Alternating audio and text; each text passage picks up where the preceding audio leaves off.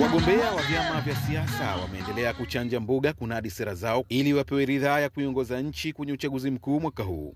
Mgombea urais wa Zanzibar kupitia ADC Hamad Rashid Mohamed anaweka wazi vipaumbele vyake endapo ataingia Ikulu mwaka huu. Kuanzisha Marine Institute ambazo zitafundisha watu wenzetu Mauritius, Maldives na wengine wafanya hivyo ndio wakafanikiwa kwenye uchumi wa buluu.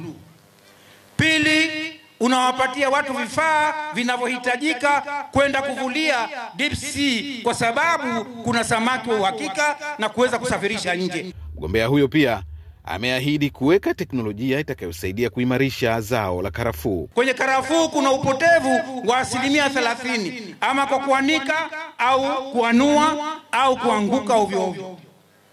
Ukitumia teknolojia ya Hygrex unaweza ukakausha karafuu kwa sekunde 15.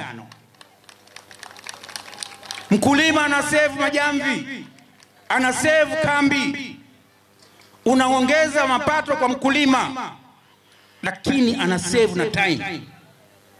Na waomba muichague ADC ili vyama vya siasa vikishasajiliwa vipewe ruzuku viweze kujiendesha wenyewe.